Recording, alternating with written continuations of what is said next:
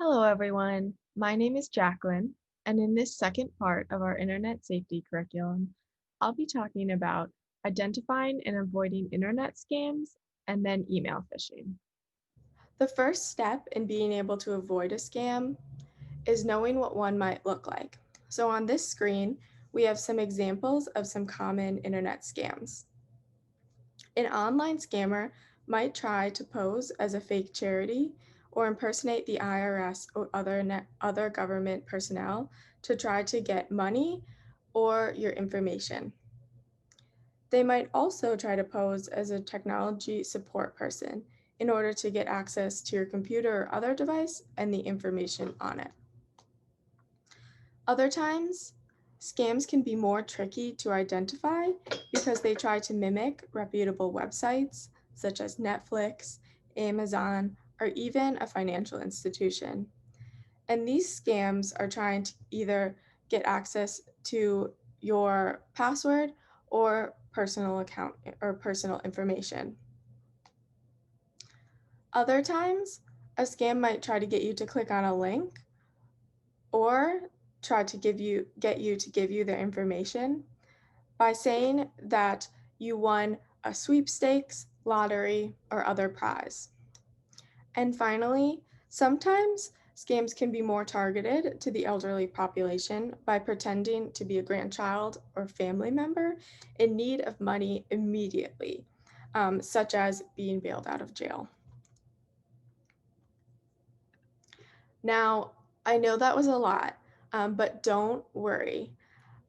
There are a couple tips and tricks that can help you to easily identify internet scams without knowing what each might look like.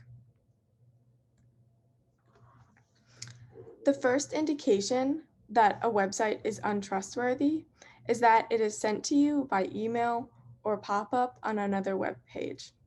The fact that the website is being sent to you or just appearing on this website or screen that you're on should make you suspicious of its content. The next clue to identify an untrustworthy website is that it might ask you to pay by money order or wire transfer, or generally just anything other than a credit card. So if you look at the example on this screen, I'll give you a few seconds uh, to see if you can identify what makes this website untrustworthy.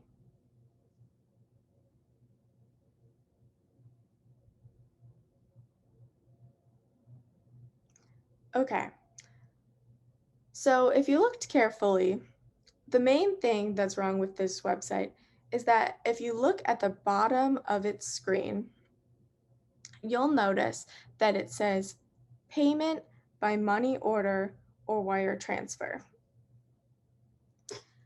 And this is the clue that it is a non-legitimate website. Real websites won't ask you to pay that way, and the best way to pay on a website is by credit card. And here's just a bigger version of that in case you couldn't see it before. Again, we can see that it says payment by money order or wire transfer. Big clue.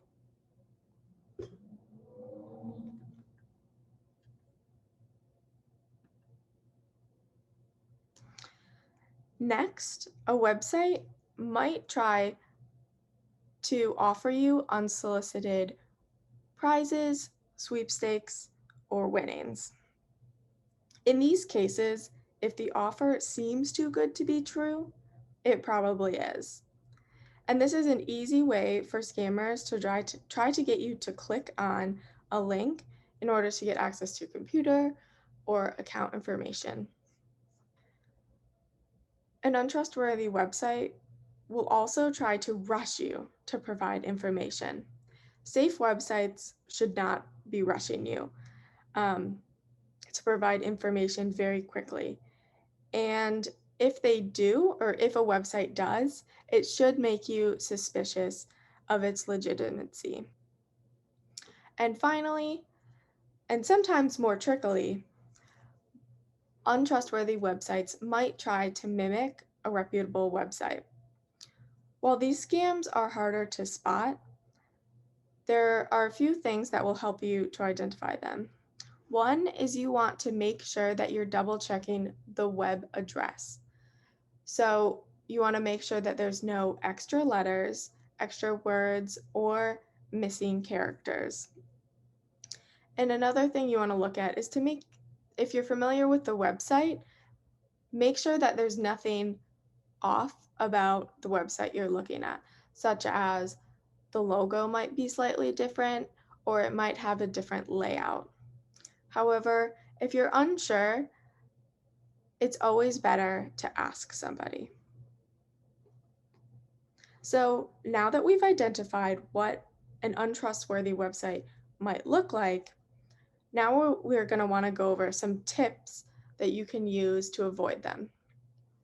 First, you're going to want to look for the HTTPS instead of just the HTTP at the beginning of a website address. And this S stands for secure. So here we have an example of what that might look like. And you can see on the left, there is no S, and on the right, there is. In addition, some web browsers will either have a locked or an unlocked symbol, with the locked meaning that the website is secure. Next, you're going to want to look up websites that you're unfamiliar with and make sure that you're shopping at reputable online realtors. And again, if you're not sure, it's always better to ask. So going back to how an untrustworthy website might mimic a reputable one, here we see an example of an unsafe website pretending to be Amazon.com. However, if you look more carefully at the web address, you'll notice that there are two N's in Amazon instead of just one. While this is something that's a little harder to identify than some of the other clues, it's always better to just do a double check, or oftentimes there's something else that's just a little different about the website. So if it's something you're familiar with and it seems different, check what the web address is or ask somebody. Additionally, if you're unsure if a website is legitimate, you can go to www.google.com and type in a question like, is Amazon a safe website? And while we all know that Amazon is a safe website, if you're on some other website, put it in the question and Google will come up with either articles or blogs or recommendations about that website. And a little bit of a more advanced tip is that Google makes a safe browsing site status website that you can either type in or copy and paste the website that you're unsure about into, and it will tell you if there's been any suspicious activity on that website. And finally, I know I've said this, but don't be afraid to ask somebody you trust if you're not sure about a website. Sometimes a second pair of eyes can be really helpful in keeping your information safe. And another advanced tip is that you can purchase security software for your computer, which can help to automatically block unsafe websites or computer viruses. And you can find the security software that works best for you at a website like consumerreport.com or .org, which will have buying guides, which will enable you to find the software that works best for what you do on the internet and what kind of device you're using. And finally, the most important tool for avoiding internet scams and keeping your information safe is to never give out passwords, credit card, social security, Medicare, or bank account numbers to any person or internet website that you do not know is safe. And next, we're going to talk about how to avoid phishing scams. So you might be wondering, what is phishing? Well, It's not the type of phishing that you see at the top of the screen. Instead, it's more like the type of phishing that you see at the bottom of the screen, where a scammer tries to send you an email or pop-up in order to get you to click on a link and access your information. And in order to really clarify what phishing is, it's defined as the fraudulent practice of trying to send emails that mimic reputable companies in order to induce individuals to reveal personal information such as passwords and credit card numbers. When you're trying to identify a phishing email, you're going to be looking for many of the same characteristics as you were for the untrustworthy websites. The sender will often look like it's from a company you know or trust, and they're going to try to tell you a story to trick you.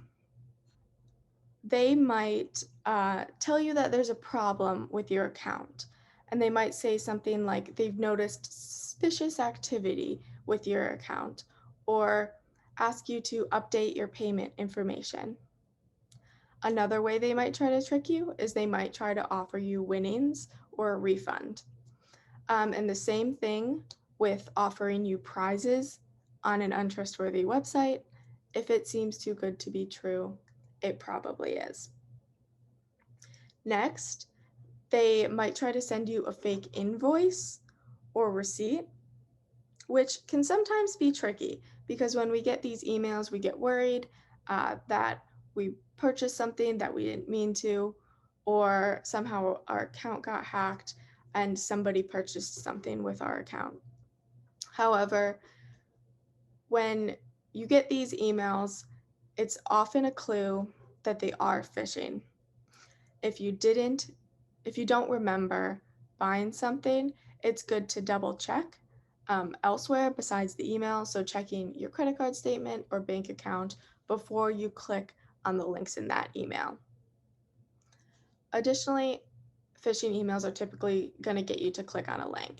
Oftentimes, but not always, it's the link in the email that is malicious and not necessarily the email itself. So on this slide, I have an example of two different emails, and I'll give you a second to see if you can identify which one is the real email and which one is phishing.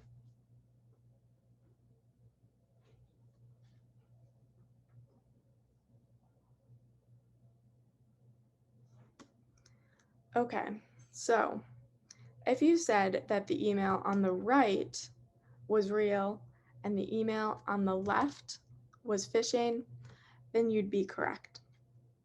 So some things to look at to identify these emails as phishing, or is we're gonna wanna look at where the email came from or who sent the email.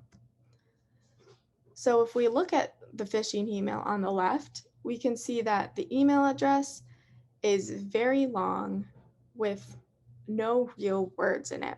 And it definitely does not say PayPal or the company that sent or the company that appears to send the email in it. Whereas the email on the right, the real one, we can see it is from PayPal. And if you look at the specific email addresses, that's a good clue to identify phishing emails. Additionally, some of you may notice that the phishing email also told us that our account was temporarily restricted.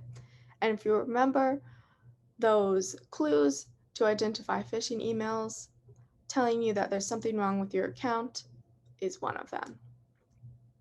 However, sometimes phishing emails are harder to identify. In this example, the sender appears to be real. However, if you double check the email address, it is from newsletters at workmobs.com. So while it appeared to be from Thank You Home Depot, giving that email address a double check reveals that it is not. And this is a tricky way that email phishers will try to get you to click on links in emails and try to get you to really believe that they're real. Another way that we can identify this email as phishing is that it's offering a surprise. It says, "Congratulations, click here." But that congratulations should make you suspicious. What are we being congratulated for? And why do we have to click first before we find out? And finally, some tips that you'll want to have in order to avoid these phishing emails is that you're going to want to double check the sender's email address, which is what we just did in those past two examples. So again, sometimes this can be tricky and they can look similar to the company's real email address, but double check for extra letters, missing letters, or extra words. And if you're not sure, you can Google the company's official email address and double check it against the one that was sent to you. Additionally, don't be tricked by offers that seem too good to be true. We've gone over this a couple times now, but if it seems too good to be true, it probably is, and you don't want to click on those links. And along with not clicking on links, if you question whether an email is real or not, or if it seems too enticing to click on a link, don't click on it. Wait a little bit, think about it, maybe look up the website or email address to find out if it's real. And finally, a little advanced tip is that you can set up a spam filter in your email's inbox, which can filter out phishing emails or spam. And this differs depending on what email company you use. So it's different in AOL versus Yahoo versus Google. And finally, I just wanted to mention that in addition to email phishing, there's also social media phishing, which is a growing phenomenon. And you're going to look for the same things you would with email phishing. More specifically, sometimes the message will say something like, "Check out this video of you," with a link, or there might be a link promising free money. And basically, any message that you get on social media that seems a little suspicious, especially if it has a link in it, don't click on that link unless you know that it is from a legitimate website.